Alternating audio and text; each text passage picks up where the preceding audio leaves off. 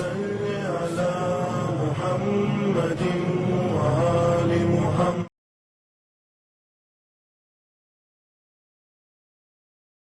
السلام علیکم ورحمۃ اللہ وبرکاتہ. جہاں بھی رہیں خوش رہیں، آباد رہیں، شاد رہیں. پروردگار عالم آپ کو حفظ امان میں رکھے. آج ہماری گفتگو قرآن مجید اور دعائے کمیل کے سلسلے سے پھر سے ایک مرتبہ آپ کی خدمت میں حاضر خدمت ہوں. قرآن مجید ایک اہم ترین، عظیم ترین، ایک زندہ کتاب ہے. اس سے بات کرنے کی کوشش کریں. جو لوگ اس سے مانوس ہو جاتے ہیں اور جو اس کی عادی ہو جاتے ہیں تو پھر ان کو مزہ آتا ہے. چوتھے امام زین العابدین علیہ السلام ارشاد فرماتے ہیں کہ اگر ہمیں کسی ایسے آئی لینڈ میں رکھ دیا جائے کہ جہاں پر کوئی بھی انسان نہ ہو اور وہاں پر صرف اور صرف میں ہوں اور میرے ساتھ صرف ایک قرآن دے دیں، میں پوری زندگی اپنی گزار سکتا ہوں. مجھے کسی کے رہنے کی ضرورت نہیں، کسی کے ساتھ رکنے کی ضرورت نہیں ہے. میں مکمل طریقے سے اپنی زندگی گزار سکتا ہوں اگر صرف قرآن مجید. یعنی کیوں؟ اس لیے قرآن ایک زندہ کتاب ہے، اس سے بات کی جا سکتی ہے، وہ بات کرنے والی کتاب ہے. الحمدللہ جن لوگوں نے بھی قرآن کے اوپر عمل کیا اور قرآن کے ساتھ اپنے آپ کو رکھا، بہت بڑے بڑے مراحل پر پہنچے. مثال کے طور کے اوپر امام خمینی کی ملتا ہے کہ امام خمینی ہر روز کم سے کم 3 پارہ قرآن مجید کا پڑھا کرتے تھے. اتنے بیزی ہونے کے بعد جس میں ان کو درس بھی دینا ہے، جس میں ان کو مثال کے طور کے اوپر جتنے سوالات آ رہے ہیں اس کے جوابات بھی دینے ہیں دنیا سے، پلس دنیا کے تمام دشمن ان کے پیچھے لگے ہوئے ہیں، چاہے وہ وہابی سے ہو، چاہے وہ یہودیوں سے ہو، چاہے وہ کرسچن سے ہو، چاہے وہ مسلمانوں سے ہو. ان سبوں کا خیال بھی رکھنا ہے، دشمنوں سے مقابلہ بھی کرنا ہے، پلس پوری کنٹری کے حالات کو بھی دیکھنا ہے، پھر گھر کو بھی دیکھنا ہے. اب ذرا سوچے کتنے بیزی انسان ہیں وہ، کتنا ان کے ساتھ مثال کے طور کے اوپر ذمہ داری ہے. ان تمام ذمہ داری کے ساتھ ساتھ 3 پارہ قرآن مجید کا پڑھنا، وہ لوگ جو کہتے ہیں کہ میرے پاس ٹائم نہیں ہے، ہم نہیں پڑھ پاتے، ان کو یہ چاہیے کہ وہ دیکھیں امام خمینی جس وقت ہاسپٹل میں ہیں اور بستر پر ہیں، وہاں اس وقت بھی وہ قرآن مجید منگا کے جنا والا وہ پڑھ رہے ہیں. تو یہ ہمیں اور آپ کو کیا بتاتے ہیں کہ دنیا میں اگر کوئی بڑے بڑے جو لوگ کامیاب ہوئے ہیں انہوں نے قرآن مجید سے اپنے آپ کو قریب کیا ہے، ہمکنار کیے ہیں. تب جس کے بنیاد کے اوپر قرآن مجید نے پھر ان کو جو ترقی دی ہے تو پھر وہ لازوال تھی. اسی طریقے سے علامہ اقبال جو ہے وہ لاہوری جس وقت وہ یورپ سے پڑھ کے آئے اور آنے کے بعد ایک مرتبہ انہوں نے قرآن کا مطالعہ جب کیا تو انہوں نے یہ کہا کہ ہم نے اپنے وقت کو برباد کر دیا کہ ہم نے جا کے یورپ میں یہ تعلیم حاصل کی. ہمیں تو ہمارے گھر میں قرآن کریم اور خزانے کی کتاب خود یہاں موجود تھی، ہم کیا کرنے کے لیے وہاں پر گئے تھے؟ اے کاش اگر ہم یہیں پر رہ کے اگر اس کام کو انجام دیتے تو میرے لیے کتنا بہتر ہوتا. تو دوستو عزیزو، علامہ اقبال جیسی شخصیت، ان کے والد محترم نے کہا کہ قرآن پڑھو، ذرا آواز سے پڑھو، تاکہ اس لیے قرآن یعنی اللہ تم سے بات کر رہا ہے. تو جن لوگوں نے بھی قرآن مجید کو اپنا دوست بنایا تو قرآن مجید نے بھی ان کو بہت بلند کیا. تو آج ہماری گفتگو سورہ نحل سے ہے. نحل کہتے ہیں زنبور یعنی شہد کی مکھی. شہد کی مکھی اگر آپ غور کریں، مولا متقیان فرماتے ہیں کہ بہترین غذاؤں میں سے ایک غذا دنیا کی وہ ہے شہد کی مکھی. اب ذرا سوچیں اس کی کتنا زبردست نظام ہے. اس نظام کو اگر آپ غور کریں کہ مکھیوں کا پورا ایک شہر ہوتا ہے، ایک گروپ ہے جس کا کام ہے جا کر پھولوں کو سرچ کرنا. 5 کلومیٹر تک دور تک جاتے ہیں، یہ ریسرچ کیا گیا ہے، اور وہ راستے بھی نہیں بھولتے. اور اس کے بعد پھر وہ جناب کے خبر دیتے ہیں. پھر یہ دوسرا گروپ جاتا ہے اس کے رس کو چوسنے کے لیے. پھر ایک مرتبہ وہ چوس کے جب آتے ہیں تو پھر ڈائریکٹ نہیں آ سکتے، باقاعدہ ان کی سرچنگ ہوتی ہے. ان کو باقاعدہ ایک ایسا نظام ہے کہ ان کی پورا چیکنگ کرتی، کہیں نجس پھول سے، غلط پھول سے تو تقریباً بیٹھ کے نہیں آ گئے. ان تمام چیزوں کو دیکھنے کے بعد اگر خدا نخواستہ کسی نے اگر نجاست کے اوپر، گندگی کے اوپر اگر بیٹھ کے وہ اس کے جز کو لے کر آنے کی کوشش کر رہی ہے تو اس کو فوراً وہیں پر کاٹ دیتی ہے. ایک ایسی مکھی ہوتی ہے ان کے سردار میں سے کہ وہ آ رہا رہتا ہے اس کے منہ میں، وہ جناب اس کو کاٹ کے مار دیتی کہ تمہیں ہمت کیسی ہوئی کہ اس جگہ کے اوپر تم اس نجاست کو لے کر آؤ.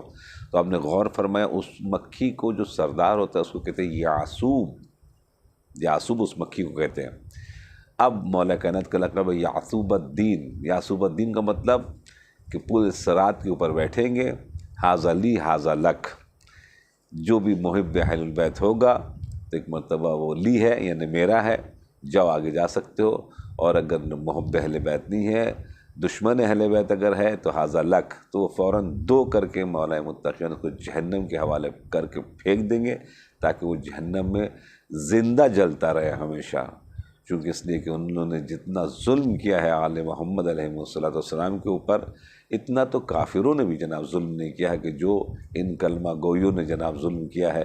کہتے وہ کہ ہندو کا شاعر ہے، ہندو کا شعر ہے، کہتے ہیں کہ اپنے جو تھے وہ دین سے بیزار ہو گئے، جو غیر تھے وہ حق کے پرستار ہو گئے، قرآن کے پڑھنے والے ہوئے قاتل حسین، گیتا کے پڑھنے والے عزادار ہو گئے۔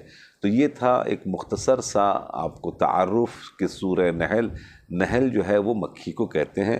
اب وہاں سے جو نکلتی ہے صاف صفائی کا ایک الگ گروپ ہوتا ہے، اس کے اندر میں شفا ہے، اور الحمدللہ بہت سے لوگ شفا یاب ہو جاتے ہیں اگر اصلی شہد مل جائے تو۔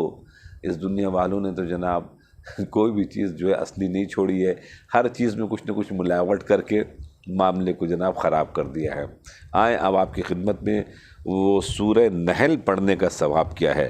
من قرأ، قال رسول اللہ صلی اللہ علیہ وآلہ وسلم، رسول خدا صلی اللہ علیہ وسلم نے ارشاد فرمایا، من قرأ لم يحاسب اللہ بما انعم علیہ فی دار الدنیا، کہتے ہیں کہ اگر کسی نے سورہ نحل کی تلاوت کی تو اللہ اس سے حساب نہیں لے گا بما انعم علیہ، جو اس کے اوپر انعام دے، یعنی کہ مثال کے طور پر اس نے آپ کو حساب کتاب، ہمیں حساب کتاب سب کو دینا پڑے گا، مگر اگر سورہ نحل کی تلاوت کیا اس نیت کے ساتھ، اس روایت کو مد نظر رکھتے ہوئے، تو پھر اللہ نے کتنی نعمت دی ہے، پیسے کی شکل میں کتنی نعمت دی ہے، گاڑی کی شکل میں کتنی نعمت دی ہے، گھر کی شکل میں کتنی نعمت دی ہے، آسائش کی شکل میں، اس کا پروردگار عالم حساب نہیں کرے گا۔ من قرأ، جو بھی قرات کرے گا، کس کی؟ سورہ نحل کی، لم یحاسب، اللہ نہیں اس کا محاسبہ کرے گا، اس کا حساب کتاب نہیں کرے گا ہرگز، یحاسب اللہ محاسبہ نہیں کرے گا بما انعم علیہ، جو اللہ نے اسے عنایت کی، فی دار دنیا، اس دنیا میں، وَإِن مَاتَ فِي يَوْمٍ أَوْ لَيْلَةٍ، اگر اس نے تلاوت کرنے کے بعد اگر وہ دن میں ہو یا رات میں ہو، اگر انتقال کر گیا تو اُعْطِیَ مِنَ الْأَجْرِ، تو اس کو اللہ اجر عنایت فرمائے، كَالَّذِي مَعْتَ فَأَحْسَنَ الْوَصِيَّةَ، بہترین شخص کی شکل میں اس دنیا سے گیا ہے، بہترین اس نے وصیت کی ہے۔ یہ ہے جناب کس کا ثواب ہے؟ یہ ہے سورہ نحل کے پڑھنے کا ثواب۔ اس کے امام محمد باقر سے ارشاد فرماتے ہیں کہ من قرأ سورہ نحل، جو بھی سورہ نحل کی تلاوت کرے، فی کل شہر، مہینے میں صرف ایک مرتبہ، کفیہ المغرم فی الدنیا، یہ بہت بڑی بات ہے۔ ہر مہینے ہمیں آپ کو سب کو جناب کم سے کم ایک مرتبہ سورہ نحل کو ضرور پڑھنا چاہیے۔ کیوں؟ اگر اس نے پڑھا تو کفیہ، اللہ کفایت کرے گا، اللہ اس کو پیسہ پہنچا دے گا، المغرم کو قرضدار نہیں ہوگا، وہ اس کے نقصانات جو ہیں وہ قرض میں مبتلا نہیں ہوگا۔ کہاں پر نہیں ہوگا؟ فی دنیا میں جناب مقروض نہیں رہے گا۔ وَسَبْعِينَ نَوْعًا مِّنَ الْأَنْوَاعِ الْبَلَاءِ أَحْوَنَ، کہتے ہیں 70 قسم کی جو بلا ہے وہ بلا سے جناب دور ہو جائے گا۔ الجنون، جس میں سے پاگل پن ہے، والجزام، جس میں کوڑی ہے، والبرص، جس میں سفید داغ والا ہے، وَكَانَ مَسْكُنُهُ فِي الْجَنَّةِ جَنَّةُ عَدْنٍ وَهِيَ وَسَطَ الْجِنَانِ، اور بہترین مقام جناب اس کو عطا ہوگا عدن میں، جو جنہ کے نام سے ہے۔ اللہ اکبر، عنایت کرے گا۔ ایک سورے کی تلاوت کرنے کے بعد پروردگار عالم کتنی بڑی بڑی نعمتیں ہمیں اور آپ کو عنایت کر رہا ہے۔ اس لیے سورہ نحل کو جناب پڑھیں، چونکہ بہت سے لوگ آج کل کے زمانے میں، چونکہ بہت بڑا مسئلہ اکنامک ہے، اکنامک مسئلہ جس وقت انسان کا سالو ہو جاتا ہے تو پھر دوسرے اور مسائل خود بخود سالو ہو جاتے ہیں۔ تو اس لیے ضروری ہے کہ ہم اپنی اکنامک مسائل کو اپنی محنت سے بھی جناب کوشش کر کے بھی دور کرنے کی کوشش کریں، اور ساتھ ساتھ دعاؤں کا سہارا لیں، نماز کا سہارا لیں، عبادت کا سہارا لیں، تو جس میں سے یہ قرآن مجید کا سہارا لیں۔ سورہ نحل جو ہے وہ آپ کو قرض دار ہونے سے جناب بچا لیتا ہے۔ تو یہ بڑے امپورٹنٹ بات تھی جو میں نے آپ کی خدمت میں پیش کی۔ اب انشاءاللہ آپ کی خدمت میں ہمارے دوسرے پیراگراف میں جو گفتگو آپ حضرات کی خدمت میں کرتا ہوں وہ یہ ہے کہ اللہم اغفر لی الذنوب التی تنزل البلاء۔ دعائے کمیل میں مولا متقیان ہمیں اور آپ کو کہہ رہے ہیں کہ اے اللہ ان گناہوں کو بخش دے جن کے سبب سے بلا کا نزول کے ہونے کا سبب بن جاتا ہے، بلائیں نازل ہونے لگتی ہیں۔ جب بلائیں نازل ہونے لگتی ہیں تو پھر معاملہ بہت گڑبڑا جاتا ہے دوستوں، سب کچھ تتھر بتھر ہو جاتا ہے۔ تو وہ کیا چیزیں ہیں؟ تو روایات میں آیا ہے کہ وہ چند چیزیں ہیں جس کے سبب سے بلائیں نازل ہونا شروع ہو جاتی ہیں، جس میں سے 3 چیزیں جناب روایات میں آئی ہیں کہ جس کے سبب سے بلائیں نازل ہونا شروع ہوتی ہیں۔ اس میں سب سے پہلا یہ ہے کہ دل سوز اور پریشان حال کی فریاد پر بے توجہی کرنا، یعنی کہ بیچارہ وہ حقیقت میں پریشان حال ہے اور بڑا بے یار و مددگار ہے اور ہم نے اس کی جناب توجہ ہی نہیں کی۔ جب توجہ ہی ہم نہیں کریں گے اللہ تو اس کا ساتھ دے گا، کیسے نہ کیسے کر کے وہ نکل جائے گا، یا اگر اسی میں موت اگر ہے تو اس کو موت آ جائے گی، وہ ایک الگ بات ہے۔ مگر ہاں دوستو، اگر کوئی یہ کام انجام دے تو پھر وہ انتظار کرے کہ اس کے اوپر گھر میں اس کے اوپر بلا نازل ہوگی۔ تو کبھی بھی کسی کے اوپر اگر اسی انداز سے مصیبت اگر آئی ہوئی ہے اور پریشان حال ہے، دل سوز ہے، تو پھر اس کو چھوڑے نہیں، بلکہ جہاں تک ہو سکے جو کچھ کر سکتے ہوں، چاہے ایک ٹیلی فون کر سکتے ہوں، چاہے ایک قدم جا سکتے ہوں، چاہے گلاس پانی پلا سکتے ہوں، چاہے دلاسا دے سکتے ہوں، اس کو ضرور دیں، ضرور کریں، چونکہ اگر آپ نے یہ صفت اندر میں اگر آپ کے آ گئی تو بلا تو کم سے کم نازل نہیں ہوگی۔ دوسری جو صفت ہے اس سے بلا نازل ہوتی ہے وہ مظلوم کی مدد نہ کرنا۔ یہ چیز ہماری کمیونٹی میں بہت زیادہ ہے، بہت زیادہ ہماری کمیونٹی کے اندر میں مظلوم کی مدد نہ کرنا۔ چہ جائے کہ ہم ماتم کرتے ہیں مظلوم کا، گریہ کرتے ہیں مظلوم کے اوپر، غم مناتے ہیں مظلوم کا، مگر جب پریکٹیکلی طور کے اوپر ہمارے سامنے کسی کے اوپر ظلم ہو رہا ہوتا ہے تو ہم یہ دیکھتے ہیں کہ ظالم کہیں پیسے والا تو نہیں ہے۔ اگر پیسے والا اگر ہے، قوی ہے، گنڈا ہے، بدمعاش ہے، سورس مین ہے، تو بیچارے اس مظلوم کو ہم لوگ اور تنہا سے تنہا کر دیتے ہیں۔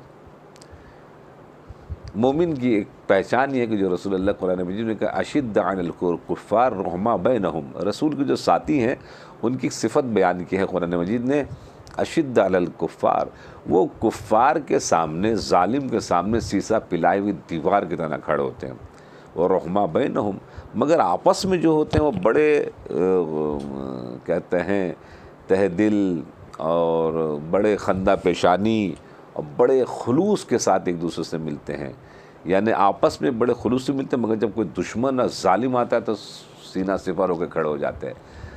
ہم کیا ایسا کرتے ہیں؟ ہم ایسا کرتے ہیں؟ ہم دیکھتے ہیں ظالم اگر مضبوط اگر ہے اور ماشاءاللہ سے بقول اس کے کہ میں نے پیسے والا ہے، تو پھر ہم جناب خاموشی کے ساتھ یا چپ ہو جاتے ہیں یا پھر اسی ظالم کے ساتھ ہو جاتے ہیں، مظلوم کا ساتھ چھوڑ دیتے ہیں، بالکل قرآن کے خلاف جاتے ہیں۔ اسی طریقے سے مولا متقیان نے فرمایا ہے اپنی وصیت میں کونو للظالمین خصما، ہمیشہ ظالم کے اپوزیشن میں کھڑے رہنا۔ اگر شیعہ ہو تو شیعوں کی کوالٹی یہ ہے، مظلوم اور مظلوم کے مددگار بن جاؤ۔ اگر ایسا ہے تو وہ شیعہ ہے کہ ظالم کی اپوزیشن میں مظلوم کا ہمکار، اگر ایسا ہے یہ ہماری شیعت کی بنیاد ہے دوستو، یہی ہمارا طر امتیاز ہے دوستو۔ اگر ہم نے یہ نہیں کیا تو انفارچونیٹلی ہم زبانی طور کے اوپر تو اپنے آپ کو کچھ بھی کہلوا لیں یا کچھ بھی کہنے، مگر پریکٹیکلی طور کے اوپر معاملہ جناب والا گڑبڑایا ہوا نظر آئے گا۔ تیسری چیز جو ہے جو ہمیں اور آپ کو خدا نہ کرے اگر ہم نے امر بالمعروف و نہی عن المنکر ترک کر دیا، امر بالمعروف و نہی عن المنکر ترک کر دینے سے بھی بلائیں نازل ہو جاتی، مگر اس کا ایک طریقہ ہے، اس کا طریقہ۔ امام حسن امام حسین جا رہے ہیں تو ایک مرتبہ دیکھا کہ ایک آدمی وضو غلط کر رہا ہے، تو اس کو نہیں بولا آپ نے وضو غلط کیا، جیسے مثال کے طور کے اوپر ہمارے آپ نے نماز نہیں پڑھا، تم نے پردہ نہیں کیا، یہ پردہ نہیں کیا، تم نے جناب زہرا یہ کر دیں گی وہ کر دیں گے، اور محفل میں ایسے زیادہ اس کے اوپر ٹانٹنگ کیا، ایسی نظروں سے دیکھا، پھر اس نے جناب مجلس میں آنا چھوڑ دیا۔ بہت بڑی نوجوان کی تعداد ہماری عورتوں میں، لڑکیوں میں، لڑکوں میں جو امام بارگاہ سے دور ہو گئی، وہ غلط امر بالمعروف اور نہی عن المنکر کا سسٹم عمل کرنے کے سبب سے ہوا۔ آپ جو یہ عمل کرنے کے لیے جو آپ کہہ رہے ہیں، آپ نے کیا کامل ہیں؟ 100% آپ بالکل صحیح ہیں؟ تو جواب آئے گا نہیں۔ تو آپ اپنے لیے بھی تو ذرا فکر کریں کہ آپ 100% نہیں ہیں، مگر اگر امر بالمعروف کو نا، یہ آپ کو روکتا کوئی نہیں ہے، مگر ہاں بہت محبت کے ساتھ، بڑے نرم دلی کے ساتھ، بڑے چھپ کے، تاکہ اس کی آبرو جنا والا جو ہے آبرو ریزی نہ کریں۔ یہاں تو آبرو ریزی کرنے کا ایک بہانہ مل گیا ہے لوگوں کا، امر بالمعروف کا بہانہ مل گیا۔ تو وہی معاملہ کیا ہے کہ کمپاؤنڈر کو جب ڈاکٹر بنا دیں گے آپ، تو پھر وہ آپریشن تھیٹر میں کیا کرے گا وہ پتہ نہیں ہے۔ سب سے آسان ہوتا ہے جناب والا کسی کو اپنے آپ کو عالم بنا لینا، مولانا بنا لینا، ہم سب کچھ جانتے ہیں۔ نہیں پتہ وہ کچھ جانتے ہیں کہ نہیں جانتے، وہ چند چیزیں جناب والا انہوں نے پڑھ لی ہے یا سیکھ لی ہے یا سن لی ہے، اسے سمجھے کہ ہم نے سب سمجھ لیا۔ آج جس کے سبب سے بہت سے لوگ ہمارے پاس آ کر دنیا کے اور بہت سے مقامات کے اوپر بھی، ہندوستان میں خصوصیت کے ساتھ بہت زیادہ ہے، اتنا زیادہ پنگ پوائنٹ کیا ہم نے اپنے نوجوان لڑکیوں کے ساتھ، لڑکوں کے ساتھ، ان لوگوں نے امام بارگاہ چھوڑ دیا، آنا چھوڑ دیا، مجلسوں میں آنا چھوڑ دیا۔ اس کا ذمہ دار کون ہوا؟ وہ غلط امر بالمعروف اور نہی عن المنکر کا طریقہ تھا۔ آپ پردہ کرتے ضرور کیجئے، مگر اگر کوئی پردہ نہیں کرتا یا کم کرتا ہے، آپ اس کو بہت محبت کے ساتھ، اگر کوئی خدا نہ خواستہ نماز نہیں پڑھتا ہے تو اس کو بہت محبت کے ساتھ، اگر کوئی وضو غلط کر رہا ہے تو نہ کہ یہ تقریباً اس کو آپ بے عزت کریں گے، آپ اس کو بہت محبت کے ساتھ، بالکل چھپ کر، ایسا کہ صرف آپ ہوں اور وہ ہو اور کوئی بھی نہ ہو، چلے جائیں چائے پینے کے لیے غیر ہوٹل میں، ایسی باتیں بات میں جناب والا، جیسے امام حسن امام حسین نے کیا، وہ پتہ بھی نہیں چلا کہ امام حسن نے اصلاح کر دی۔ ایسا کریں، یہ ہے سنت ائمہ معصومین کی۔ ہم آپ جو کر رہے ہیں، ایک دوسرے کو ذلیل کرنے کا طریقہ بنا دیا، نام اس کا وہ امر بالمعروف اور نہی عن المنکر دے دیا، اس سے آپ نقصان پہنچا رہے ہیں دین کا، نقصان ہے نقصان۔ آج اس کے سبب سے جب وہ دور چلے جاتے ہیں تو پھر وہ بہت سی چیزوں سے دور ہو جاتے ہیں، پھر شادی جناب وہ دوسرے کاسٹ میں ہو جا رہی ہے، وہ اپنے شیعت کو جناب بھول جا رہے ہیں، نسل پوری کی چینج ہو جا رہی ہے۔ ذمہ دار کون ہوا؟ ذمہ دار یہ وہ ہوئے کہ جنہوں نے غلط طریقے سے امر بالمعروف اور نہی عن المنکر کا معاملہ کیا۔ اس کو چھوڑنا بھی نہیں ہے، مگر ہاں طریقہ صحیح رہنا چاہیے، کیونکہ اگر چھوڑیں گے تو پھر عذاب نازل ہو جائے گا۔ تو آج کے ہمارے اس گفتگو میں بہت امپورٹنٹ ہے کہ جس سے بڑا نقصان ہوا ہے تشیع کا، اتنی برائیاں کی لڑکی کی اپنے گھر میں، کہ وہ جو لڑکا جو تھا جس سے شادی ہونے کی تھی، وہ سوچ رہا تھا کہ اپنے خاندان میں یا اپنے شہر میں اتنی برائی ہے کہ اس نے دیکھنا چھوڑ دیا۔ اس کا کون ذمہ دار ہوا؟ اس لڑکے کی اتنی برائی کی، لڑکی نے بھی اپنے دل سے جناب والا محبت نکال دیا۔ تو یہ جو ایک آپس کی شادی ہوتی، اپنے تشیعوں میں شادی ہوتی، خاندان میں شادی ہوتی، اس کو جو ہم نے بزرگوں نے دور کر دیا، اس کا ذمہ دار کون ہے؟ اس کا ذمہ دار کون ہے؟ یہ امر بالمعروف تھا یا یہ امر بالمعروف ہے؟ امر بالمعروف کے نام پر کتنا بڑا نقصان پہنچا دیا۔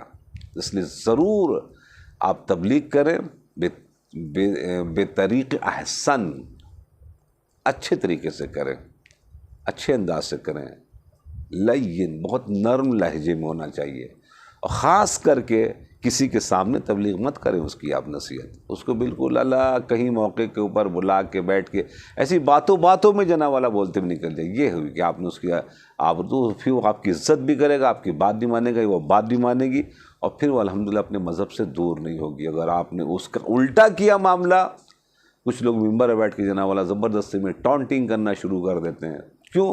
اس لیے کہ انہوں نے بیچاروں نے تقریباً جو ہے پڑھا لکھا نہیں ہے، تو اب وہ یا ممبر کے اوپر چلائیں گے، چیخیں گے، ٹانٹنگ کریں گے، تاکہ لوگ تقریباً جو ہے وہ اس طرف مائل ہو جائیں۔ یہ بہت سی چیزیں ہیں ہماری جو ہمیں ٹھیک کرنے کی ضرورت ہے۔ وہ کون ٹھیک کرے گا؟ وہ ٹھیک کریں گے ہمارے آپ کے بزرگان، عوام، انجمن، جس کو بلائیں، جس کو بیٹھا لیں، سوچ سمجھ کے بیٹھا لیں کہ یہ ہمیں 1 گھنٹے میں کچھ دے کے جائیں گے، اصلاح کر کے جائیں گے، کچھ علمی فائدہ دے کے جائیں گے، نہ یہ کہ میں سامنے اپنی رشتہ داری نبھا دی، اپنی دوست داری نبھا دی۔